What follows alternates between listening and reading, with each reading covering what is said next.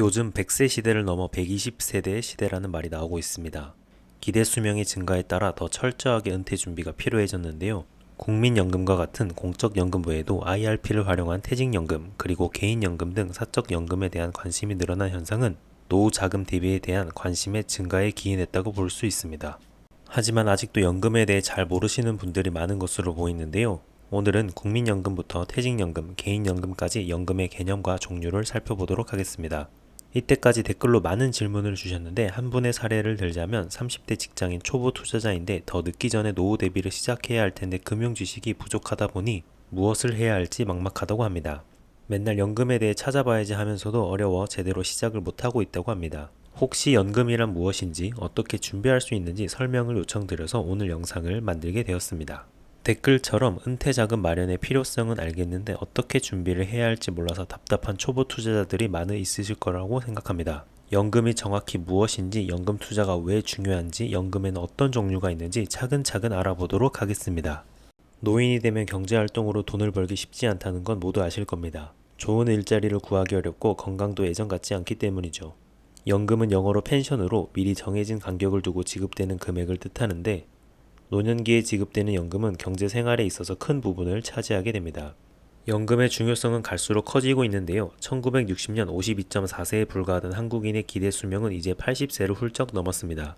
더군다나 우리나라의 노인 빈곤율이 OECD 회원국 최고 수준에 달하며 은퇴 후 가난한 노후가 특히 우려되는 현실입니다. 그럼에도 불구하고 3050 직장인들의 연금 이해도는 100점 만점에 47.6점에 불과한 것으로 나타났는데요.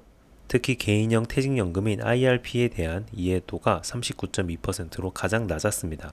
연금에 대한 이해 부족은 노후 생활에 심각한 위협이 될 수 있습니다. 노후에 사용할 돈을 마련하지 못한다면 은퇴한 뒤 생활에 제약이 있을 수 있기 때문입니다. 생활비는 물론이고 병원비까지 감당해야 한다면 더 어려운 상황에 처할 수 있겠죠. 그렇기 때문에 연금에 대해 자세히 알아보는 것이 중요하다고 할 수 있습니다. 그렇다면 우리는 노후를 어떻게 대비해야 할까요? 연금을 통한 든든한 노후 설계를 하려면 3층 연금탑 쌓기가 필요하다고 합니다. 세계은행이 1994년 노년의 위기 모면하기라는 보고서를 통해 처음 제시한 개념인데요. 가장 기본적인 국민연금, 퇴직할 때 받는 퇴직연금, 개인이 준비하는 개인연금으로 이루어져 있습니다. 3층 연금탑이란 국민연금만으론 안정적인 노후 자금을 확보하기 어렵기 때문에 퇴직연금이 필요하고 나아가서 여유로운 생활을 위한 개인연금까지 여러 겹의 준비가 필요하다는 뜻입니다. 각 층을 이루는 국민연금, 퇴직연금, 개인연금에 대해 더욱 자세히 알아보도록 하겠습니다. 국민연금은 국민의 노후소득 보장을 위해 국가가 운영하는 사회보험제도인데요. 18세 이상 60세 미만 소득이 있는 국민은 누구나 반드시 가입해야 합니다. 물론 소득이 없어도 본인이 원한다면 가입할 수 있습니다. 보통의 회사원이라면 매달 소득의 9%를 국민연금으로 자동 납부하는데 기업이 4.5%, 개인이 4.5%를 부담합니다. 가입 기간이 10년 이상이고 수급 연령이 되면 매달 노령연금을 받을 수 있습니다. 최근 저출산과 고령화가 맞물리면서 이대로라면 머지않아 국민연금이 고갈될 수 있다는 우려가 계속되고 있기도 합니다. 정부가 연금 개혁을 추진하고 있지만 국민연금의 한계를 보완할 수 있는 퇴직연금과 개인연금에 대한 관심도 높아지고 있습니다. 퇴직연금은 회사가 직원의 노후를 지원하도록 법적으로 마련한 제도입니다. 기업은 직원의 퇴직금 지급을 위한 금액을 금융회사에 적립하고 기업 혹은 직원이 이 돈을 운용하다가 퇴직할 때 수령할 수 있는 제도입니다.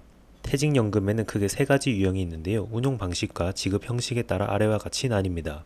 근로자가 받을 퇴직금 금액이 퇴사 직전 3개월 평균 월급 곱하기 근속 연수로 사전에 결정되어 있습니다. 기업이 퇴직금으로 적립한 돈을 운용하다가 이익이 났든 손실이 났든 직원이 퇴직할 때는 정해진 금액을 주어야 합니다. 예를 들어 매달 월급 300만 원을 받던 직원이 3년 단위 회사를 그만둔다면 퇴직급여는 900만 원입니다.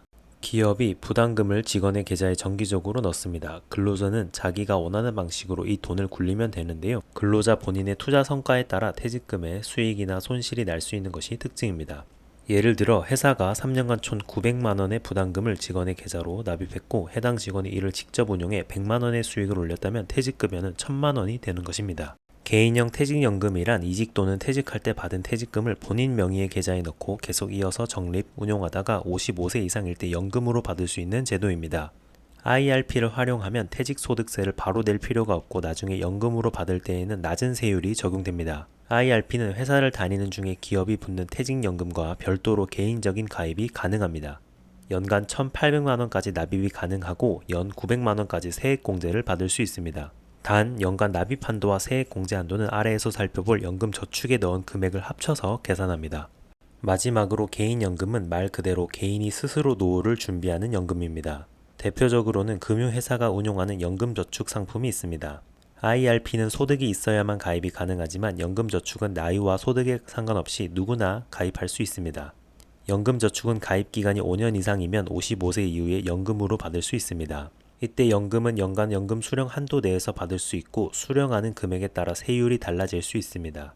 연금저축도 납입 시에 다양한 세제 혜택을 누릴 수 있는데요.